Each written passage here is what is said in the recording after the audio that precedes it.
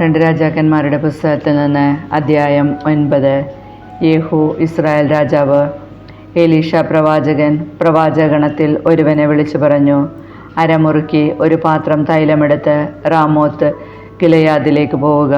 അവിടെ എത്തി നിംഷിയുടെ പൗത്രനും യഹോഷാഫാത്തിൻ്റെ പുത്രനുമായ യേഹുവിനെ അന്വേഷിക്കുക. അവനെ ഒറ്റയ്ക്ക് ഉള്ളറയിലേക്ക് വിളിച്ചു കൊണ്ടുപോവുക. അവൻ്റെ തലയിൽ തൈലം ഒഴിച്ചുകൊണ്ട് പറയുക, കർത്താവ് അരുൾ ചെയ്യുന്നു, ഇസ്രായേലിൻ്റെ രാജാവായി ഞാൻ നിന്നെ അഭിഷേകം ചെയ്യുന്നു. പിന്നെ അവിടെ നിൽക്കാതെ വാതിൽ തുറന്ന് ഓടുക. പ്രവാചകഗണത്തിൽപ്പെട്ട ആ യുവാവ് റാമോത്ത് ഗിലെയാദിലേക്ക് പോയി. അവൻ അവിടെ ചെന്നപ്പോൾ സൈന്യാധിപന്മാർ സഭ കൂടിയിരിക്കുകയായിരുന്നു. അവൻ പറഞ്ഞു, സേനാധിപനെ ഒരു സന്ദേശം അറിയിക്കാനുണ്ട്. യേഹു ചോദിച്ചു, ഞങ്ങളിൽ ആർക്കാണ് സന്ദേശം? അവൻ പറഞ്ഞു, സേനാധിപ, അങ്ങേക്ക് തന്നെ. അവൻ എഴുന്നേറ്റു വീട്ടിനുള്ളിലേക്ക് കടന്നു. യുവാവ് തൈലം അവൻ്റെ ശിരസിൽ ഒഴിച്ചുകൊണ്ട് പറഞ്ഞു, ഇസ്രായേലിൻ്റെ ദൈവമായ കർത്താവ് അരുളി ചെയ്യുന്നു, ഞാൻ നിന്നെ കർത്താവിൻ്റെ ജനമായ ഇസ്രായേലിൻ്റെ മേൽ രാജാവായി അഭിഷേകം ചെയ്യുന്നു. നീ നിൻ്റെ യജമാനായ ആഹാബിൻ്റെ ഭവനത്തെ നശിപ്പിക്കണം. അങ്ങനെ ഞാൻ എൻ്റെ പ്രവാചകന്മാരുടെയും മറ്റു ദാസന്മാരുടെയും രക്തത്തിന് ജസബലിനോട് പ്രതികാരം ചെയ്യും. ആഹാബ് ഗൃഹം നശിക്കും. ആഹാബിൻ്റെ ഭവനത്തിന് ഇസ്രായേലിലുള്ള സ്വതന്ത്രനോ അടിമയോ ആയ സകല പുരുഷന്മാരെയും ഞാൻ സംഹരിക്കും. ആഹാബിൻ്റെ ഭവനത്തെ നെബാത്തിൻ്റെ പുത്രനായ ജെറോബോവാമിൻ്റെ ഭവനം പോലെയും അഹിയയുടെ പുത്രനായ ബാഷയുടെ ഭവനം പോലെയും ആക്കി തീർക്കും. ജസബലിനെ നായ്ക്കൾ ജസ്രയേലിൻ്റെ അതിർത്തിക്കുള്ളിൽ വെച്ച് ഭക്ഷിക്കും. ആരും അവളെ സംസ്കരിക്കുകയില്ല. അനന്തരം അവൻ വാതിൽ തുറന്ന് ഓടിപ്പോയി. യേഹൂ തൻ്റെ യജമാനൻ്റെ സേവകന്മാരുടെ അടുത്ത് ചെന്നപ്പോൾ അവർ ചോദിച്ചു, എന്താണ് വിശേഷം? ആ ഭ്രാന്തൻ എന്തിനാണ് നിൻ്റെ അടുത്ത് വന്നത്? അവൻ പ്രതിവചിച്ചു, അവനും അവൻ്റെ സംസാര രീതിയും നിങ്ങൾക്ക് പരിചിതമാണല്ലോ. അവർ പറഞ്ഞു, അത് ശരിയല്ല, നീ ഞങ്ങളോട് പറയുക. അപ്പോൾ അവൻ പറഞ്ഞു, ഇസ്രായേലിൻ്റെ രാജാവായി നിന്നെ ഞാൻ അഭിഷേകം ചെയ്യുന്നു എന്ന് കർത്താവ് അരുളി ചെയ്യുന്നു എന്ന് അവൻ എന്നോട് പറഞ്ഞു. അവർ തിടുക്കത്തിൽ തങ്ങളുടെ മേലങ്കി പടിയിൽ വിരിച്ചിട്ട് കാഹളം മുഴക്കി വിളംബരം ചെയ്തു, യേഹൂ രാജാവായിരിക്കുന്നു, യോറാമിനെയും അഹസിയായെയും വധിക്കുന്നു. നിംഷിയുടെ പൗത്രനും യഹോഷാഫാത്തിൻ്റെ പുത്രനുമായ യേഹൂ യോറാമിനെതിരെ ഗൂഢാലോചന നടത്തി.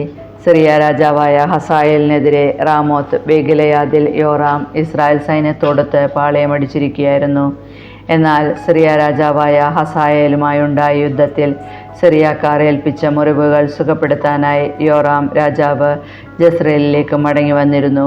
യേഹു പറഞ്ഞു, നിങ്ങൾ എൻ്റെ കൂടെയാണെങ്കിൽ നഗരം വിട്ട് ആരും ജസ്രയേലിൽ പോയി വിവരം പറയാതിരിക്കട്ടെ. അനന്തരം യേഹു തേരിൽ കയറി ജസ്രയേലിലേക്ക് പോയി. യോറാം അവിടെ കിടക്കുകയായിരുന്നു. യൂദാ രാജാവായ അഹസിയ യോറാമിനെ സന്ദർശിക്കാൻ വന്നിരുന്നു. ജസ്രയേൽ ഗോപുരത്തിലെ കാവൽക്കാരൻ യേഹുവും കൂട്ടരും വരുന്നത് കണ്ട്, ഇതാ ഒരു സംഘം എന്ന് പറഞ്ഞ് ഒരു കുതിരക്കാരനെ അയച്ച് സമാധാനപരമായിട്ടാണോ വന്നിരിക്കുന്നത് എന്ന് അവരോട് ചോദിക്കുക എന്ന് യോറാം പറഞ്ഞു. അങ്ങനെ ഒരുവൻ അവരുടെ അടുത്തേക്ക് കുതിരപ്പുറത്ത് പുറപ്പെട്ടു. അവൻ പറഞ്ഞു, സമാധാനത്തിലാണോ വന്നിരിക്കുന്നത് എന്ന് രാജാവ് അന്വേഷിക്കുന്നു. യേഹു പറഞ്ഞു, സമാധാനവുമായി നിനക്കെന്ത് ബന്ധം?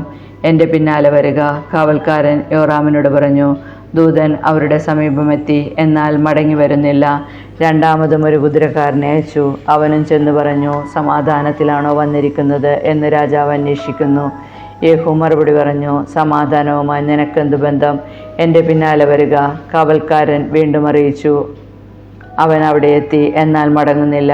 നിംഷിയുടെ മകനായ യേഹുവിനെ പോലെ ഉഗ്രതയോടെയാണ് അവൻ രഥം ഓടിക്കുന്നത്. രഥം ഒരുക്കാൻ യോറാം പറഞ്ഞു. അവൻ അങ്ങനെ ചെയ്തു. ഉടനെ ഇസ്രായേൽ രാജാവായ യോറാമും യൂദാ രാജാവായ അഹസിയായും തങ്ങളുടെ രഥങ്ങളിൽ കയറി യേഹുവിനെ കാണാൻ പുറപ്പെട്ടു. ജസ്രയേൽക്കാരനായ നാബോത്തിൻ്റെ സ്ഥലത്ത് വെച്ച് അവനെ കണ്ടുമുട്ടി. യോറാം, നീ സമാധാനത്തിലാണോ വന്നിരിക്കുന്നതെന്ന് ചോദിച്ചു. അവൻ പറഞ്ഞു, നിന്റെ അമ്മ ജസബലിൻ്റെ വിഗ്രഹാരാധനയും ആഭിചാരവും ഇത്രയധികമായിരിക്കെ എങ്ങനെ സമാധാനമുണ്ടാകും? യോറാം കുതിരയെ തിരിച്ച് അഹസിയ, ഇതാ രാജദ്രോഹ കുറ്റമെന്ന് പറഞ്ഞുകൊണ്ട് പാലായനം ചെയ്തു. യേഹു യോറാമിനെ സർവശക്തിയോടും കൂടെ വില്ല് വലിച്ച് എയ്തു. അസ്ത്രം അവൻ്റെ തോളുകളുടെ മധ്യേ തുളച്ചു കയറി ഹൃദയം ഭേദിച്ചു. അവൻ തേരിൽ വീണു. യേഹു തൻ്റെ അംഗരക്ഷകൻ ബിദ്കാറിനോട് പറഞ്ഞു, അവനെ എടുത്തുകൊണ്ടുപോയി ജസ്രയേൽക്കാരനായ നാബോത്തിനും ഭൂമിയിൽ എറിയുക. ഞാനും നീയും ഇരുവശങ്ങളിലും ആഹാബ് പിന്നിലുമായി സവാരി ചെയ്യുമ്പോൾ കർത്താവ് അവനെതിരെ അരുളി ചെയ്ത വചനം നീ ഓർക്കുക. കർത്താവ് അരുളി ചെയ്യുന്നു, ഇന്നലെ ഞാൻ കണ്ട നാബോത്തിൻ്റെയും അവൻ്റെ പുത്രന്മാരുടെയും രക്തമാണ്. ഇവിടെ വെച്ച് തന്നെ ഞാൻ നിന്നോട് പ്രതികാരം ചെയ്യും. അതിനാൽ കർത്താവിൻ്റെ വാക്കനുസരിച്ച് അവനെ എടുത്തുകൊണ്ടുപോയി അവിടെ എറിയുക. യൂദാ രാജാവായ അഹസിയ ഇത് കണ്ട് ബത്ത്ഗഹാൻ ലക്ഷ്യമാക്കി ഓടി. യേഹൂ പിന്തുടർന്നു അവനെയും ഏതു കൊല്ലുക എന്ന് പറഞ്ഞു. തേരോടിച്ചു പോകുന്ന അവനെ ഇബ്ലായാമിന് സമീപമുള്ള ഗൂർ കയറ്റത്തിൽ വെച്ച് അവർ എയ്തു. അവൻ മെഗിദോയിലേക്ക് പലായനം ചെയ്തു, അവിടെ വെച്ച് മരിച്ചു. ഭൃത്യൻ അവനെ തേരിൽ കിടത്തി ദാവീദിൻ്റെ നഗരമായ ജെറുസലേമിൽ കൊണ്ടുവന്ന് പിതാക്കന്മാരുടെ ശവകുടീരത്തിൽ അടക്കി. ആഹാബിൻ്റെ മകനായ യോറാമിൻ്റെ 11-ാം ഭരണവർഷം അഹസിയ യൂദായിൽ ഭരണമേറ്റു. ജസബേൽ വധിക്കപ്പെടുന്നു. യേഹൂ ജസ്രയേലിലെത്തിയെന്ന് ജസബേൽ കേട്ടു. അവൾ കണ്ണെഴുതി മുടി അലങ്കരിച്ച് കിളിവാതിലിലൂടെ പുറത്തേക്ക് നോക്കി. യേഹൂ പടി കടന്നപ്പോൾ അവൾ ചോദിച്ചു, യജമാനഘാതക സിമ്രി, നീ സമാധാനത്തിലാണോ വന്നിരിക്കുന്നത്? അവൻ കിളിവാതിലേക്ക് മുഖമുയർത്തി ചോദിച്ചു, ആരാണ് എൻ്റെ പക്ഷത്തുള്ളത്? 2-3 അന്തപുര സേവകന്മാർ അവനെ നോക്കി. അവൻ പറഞ്ഞു, അവളെ താഴേക്കെറിയുക. അവർ അങ്ങനെ ചെയ്തു. അവളുടെ രക്തം ചുവരിന്മേലും കുതിരപ്പുറത്തും ചിതറി. കുതിരകൾ അവളെ ചവിട്ടിത്തേച്ചു. യേഹൂ അകത്ത് കടന്ന് ഭക്ഷിച്ച് പാനം ചെയ്തു. പിന്നെ അവൻ പറഞ്ഞു, ഇനി ആ ശപിക്കപ്പെട്ട സ്ത്രീയുടെ കാര്യം നോക്കാം. അവളെ അടക്കം ചെയ്യണം. അവൾ രാജപുത്രിയാണല്ലോ. സംസ്കരിക്കാൻ ചെന്നപ്പോൾ അവളുടെ തലയും പാദങ്ങളും കൈപ്പത്തിയും അല്ലാതെ അവർ ഒന്നും കണ്ടില്ല. അവർ മടങ്ങി വന്ന് വിവരമറിയിച്ചപ്പോൾ അവൻ പറഞ്ഞു, തൻ്റെ ദാസനായ തിപ്ഷ്യനായ ഏലിയായിലൂടെ കർത്താവരോട് ചെയ്ത വചനം ഇതാണ്. ജസ്രയേലിൻ്റെ അതിർത്തിക്കുള്ളിൽ വെച്ച് ജസബലിൻ്റെ മാംസം നായ്ക്കൾ ഭക്ഷിക്കും. ജസബലിൻ്റെ ജഡം തിരിച്ചറിയാനാവാത്ത വിധം ഇസ്രായേലിലെ വയലിൽ ചാണകം പോലെ കിടക്കും. ഇതാണ് ജസബൽ. 2 രാജാക്കന്മാരുടെ പുസ്തകത്തിൽ നിന്ന് അധ്യായം 10. ഇസ്രായേൽ യൂദാ കുടുംബങ്ങളെ സംഹരിക്കുന്നു. ആഹാബിന് സമരിയായിൽ 7 പുത്രന്മാരുണ്ടായിരുന്നു. യേഹൂ നഗരാധിപന്മാർക്കും ശ്രേഷ്ഠന്മാർക്കും ആഹാബിൻ്റെ പുത്രന്മാരുടെ രക്ഷിതാക്കൾക്കും സമരിയായിലേക്ക് കത്തുകൾ അയച്ചു. നിങ്ങളുടെ യജമാനൻ്റെ പുത്രന്മാർ നിങ്ങളുടെ കൂടെയുണ്ടല്ലോ. തേരുകളും കുതിരകളും സുരക്ഷിത നഗരങ്ങളും ആയുധങ്ങളും നിങ്ങൾക്കുണ്ടല്ലോ. ഈ കത്ത് കിട്ടുമ്പോൾ നിങ്ങളുടെ യജമാനൻ്റെ ഏറ്റവും ഉത്തമനായ പുത്രനെ അവൻ്റെ പിതാവിൻ്റെ സിംഹാസനത്തിൽ അവരോധിച്ച് യജമാനൻ്റെ ഭവനത്തിനു വേണ്ടി നിങ്ങൾ പോരാടുവിൻ. ഭയവിഹ്വലരായ അവർ പറഞ്ഞു, 2 രാജാക്കന്മാർക്ക് അവനെ എതിർത്ത് നിൽക്കാൻ സാധിച്ചില്ല. പിന്നെ നമുക്കെങ്ങനെ കഴിയും? അങ്ങനെ കൊട്ടാര വിചാരിപ്പുകാരനും നഗരാധിപനും ശ്രേഷ്ഠന്മാരോടും രക്ഷിതാക്കളോടും ചേർന്ന് യേഹുവിന് ഒരു സന്ദേശമയച്ചു. ഞങ്ങൾ അങ്ങയുടെ ദാസന്മാരാണ്. അങ്ങയുടെ അഭീഷ്ടമനുസരിച്ച് ഞങ്ങൾ പ്രവർത്തിക്കാം. ഞങ്ങൾ ആരെയും രാജാവായി വാഴിക്കുകയില്ല. അങ്ങേക്ക് യുക്തമെന്ന് തോന്നുന്നത് ചെയ്യുക. അപ്പോൾ അവൻ വീണ്ടും അവർക്ക് കത്തെഴുതി, നിങ്ങൾ എൻ്റെ പക്ഷം ചേർന്ന് എന്നെ അനുസരിക്കാൻ തയ്യാറാണെങ്കിൽ നിങ്ങളുടെ യജമാനപുത്രന്മാരുടെ ശിരസ്സുകളുമായി നാളെ ഈ നേരത്ത് ജസ്രയേലിൽ എൻ്റെ അടുക്കൽ വരുവേൻ. രാജപുത്രന്മാർ 70 പേരും രക്ഷാകർത്താക്കളായ നഗരപ്രമാണികളോടുകൂടെയായിരുന്നു. കത്ത് കിട്ടിയപ്പോൾ അവർ രാജാവിൻ്റെ 70 പുത്രന്മാരെയും വധിച്ച് ശിരസ്സുകൾ കുട്ടകളിലാക്കി ജസ്രയേലിൽ അവൻ്റെ അടുത്തേക്ക് അയച്ചു. രാജപുത്രന്മാരുടെ ശിരസ്സുകൾ കൊണ്ടുവന്നിരിക്കുന്നുവെന്ന് ദൂതൻ അറിയിച്ചപ്പോൾ യേഹു പറഞ്ഞു, അവ 2 കൂനകളായി പ്രഭാതം വരെ പടിവാതിൽക്കൽ വയ്ക്കുക. പ്രഭാതത്തിൽ അവൻ പുറത്തു വന്നു ജനത്തോട് പറഞ്ഞു, നിങ്ങൾ നിർദോഷരാണ്. എൻ്റെ യജമാനെതിരെ ഗൂഢാലോചന നടത്തി അവനെ കൊന്നത് ഞാനാണ്. എന്നാൽ ഇവരെ നിഗ്രഹിച്ചതാരാണ്? ആഹാബ് ഗൃഹത്തെക്കുറിച്ച് കർത്താവരോട് ചെയ്ത വചനങ്ങളിൽ ഒന്നുപോലും വ്യർത്ഥമായില്ല എന്ന് നിങ്ങൾ മനസ്സിലാക്കിക്കൊള്ളുവിൻ. കർത്താവ് തൻ്റെ ദാസൻ ഏലിയായിലൂടെ അരുളി ചെയ്തത് നിറവേറ്റിയിരിക്കുന്നു. യേഹൂ ജസ്രയേലിൽ ആഹാബ് ഗൃഹത്തിൽ ശേഷിച്ചിരുന്ന എല്ലാവരെയും, അവൻ്റെ ഉറ്റ സ്നേഹിതരെയും പുരോഹിതന്മാരെയും പ്രമുഖ വ്യക്തികളെയും ഒന്നൊഴിയാതെ കൊന്നൊടുക്കി. യേഹൂ അവിടെ നിന്ന് പുറപ്പെട്ട് സമരിയായിലെത്തി. മാർഗമധ്യേ ആട്ടിടയന്മാരുടെ ബത്തേക്കേതിൽ എത്തിയപ്പോൾ യൂദാ രാജാവായ അഹസിയായുടെ ബന്ധുക്കളെ കണ്ടുമുട്ടി. അവൻ അവരോട് ചോദിച്ചു, നിങ്ങൾ ആരാണ്? അവർ മറുപടി പറഞ്ഞു, ഞങ്ങൾ അഹസ്യായുടെ ബന്ധുക്കളാണ്. ഞങ്ങൾ രാജ്ഞീപുത്രന്മാരെയും മറ്റു കുമാരന്മാരെയും സന്ദർശിക്കാൻ വന്നതാണ്. അവൻ പറഞ്ഞു, അവരെ ജീവനോടെ പിടിക്കുവിൻ. അവർ അവരെ പിടിച്ച് ബത്തേക്കെതിലെ കിണറ്റിൻകരയിൽ വച്ച് വധിച്ചു. അവർ 42 പേരുണ്ടായിരുന്നു, ആരും അവശേഷിച്ചില്ല. യേഹൂ അവിടെ നിന്ന് പുറപ്പെട്ടപ്പോൾ തന്നെ സന്ദർശിക്കാൻ വരുന്ന റക്കാബിൻ്റെ പുത്രൻ യഹോനാദാബിനെ കണ്ടു. മംഗളമാശംസിച്ചുകൊണ്ട് അവൻ പറഞ്ഞു, എനിക്ക് നിന്നോടുള്ളതുപോലെ നിനക്ക് എന്നോട് വിശ്വസ്തതയുണ്ടോ? യഹോനാദാബ് മറുപടി പറഞ്ഞു, ഉവ്വ്. യേഹൂ പ്രതിവചിച്ചു, അങ്ങനെയെങ്കിൽ കൈ തരിക. അവൻ കൈ കൊടുത്തു. ഉടനെ യേഹൂ അവനെ തൻ്റെ രഥത്തിൽ കയറ്റി. അവൻ പറഞ്ഞു, എന്നോടുകൂടെ വന്ന് കർത്താവിനോടുള്ള എൻ്റെ ഭക്തിയുടെ തീവ്രത കാണുക. അങ്ങനെ അവർ യാത്ര തുടർന്നു. അവർ സമരിയായിലെത്തിയപ്പോൾ ആഹാബിൻ്റെ ഭവനത്തിൽ അവശേഷിച്ചിരുന്നവരെ സംഹരിച്ചു. കർത്താവ് ഏലിയായിലൂടെ അരുളി ചെയ്തത് അങ്ങനെ നിറവേറി. ബാലിൻ്റെ ആരാധകരെ വധിക്കുന്നു.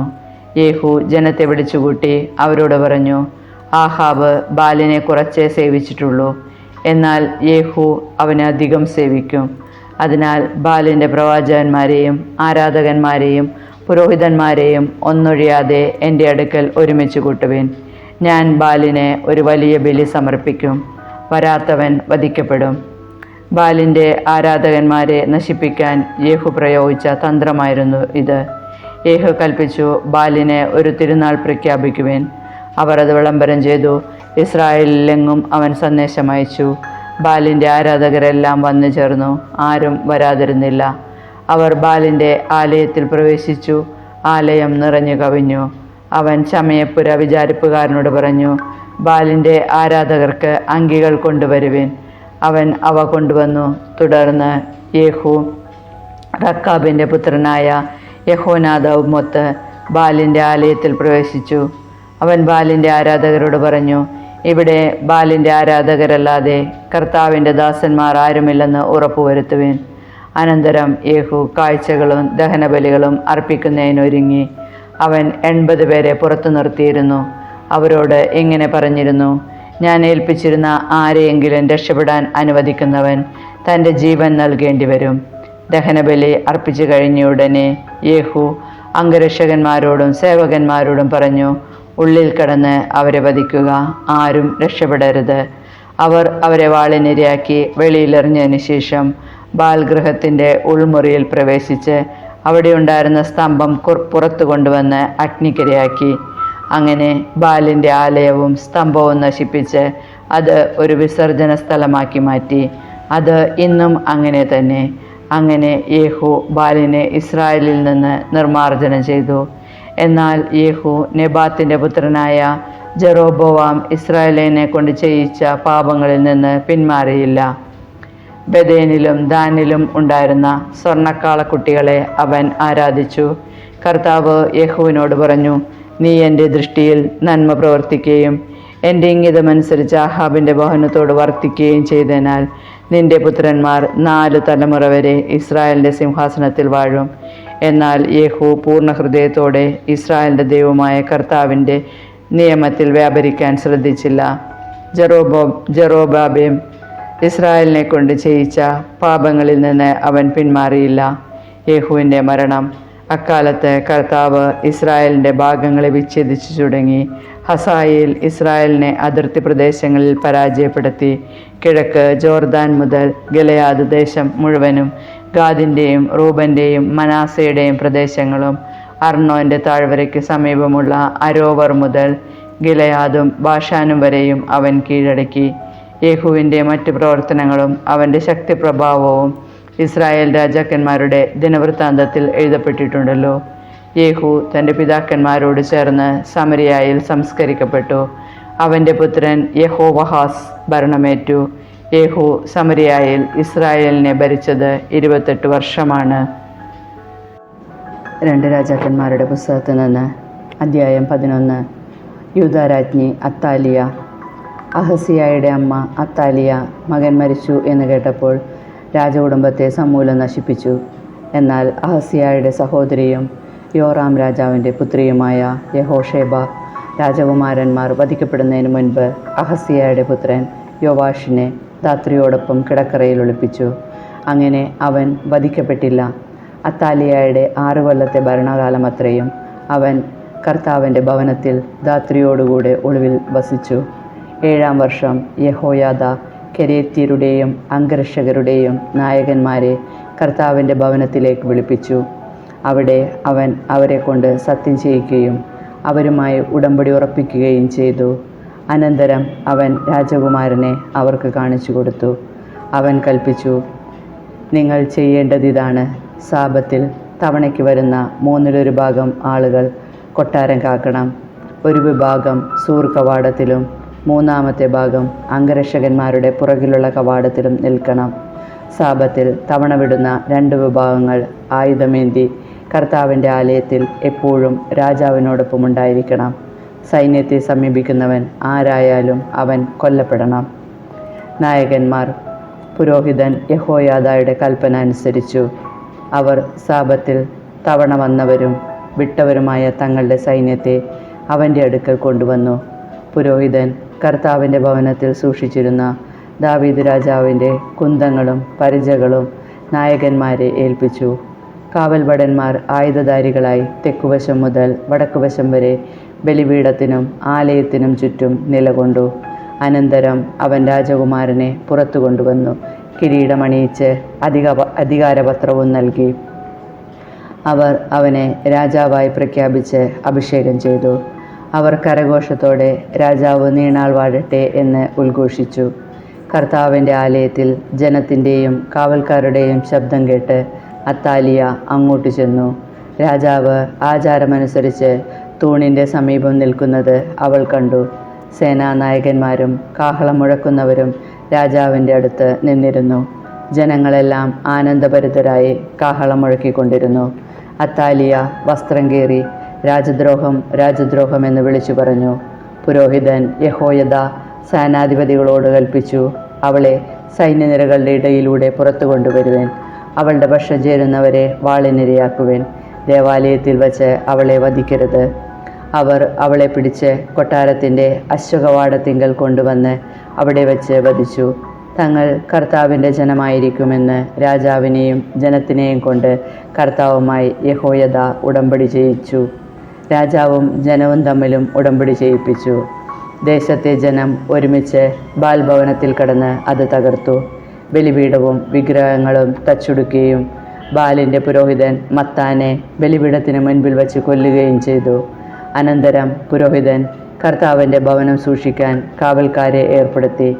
അവൻ കാവൽ സൈന്യത്തിൻ്റെ കവാടത്തിലൂടെ പടനായകന്മാർ, കരീത്യർ, കാവൽക്കാർ എന്നിവരുടെയും ജനത്തിൻ്റെയും അകമ്പടിയോടെ രാജാവിനെ ദേവാലയത്തിൽ നിന്ന് കൊട്ടാരത്തിലേക്ക് കൊണ്ടുവന്നു. അവൻ സിംഹാസനത്തിൽ ഉപവിഷ്ടനായി. ജനം ആഹ്ലാദഭരിതരായി.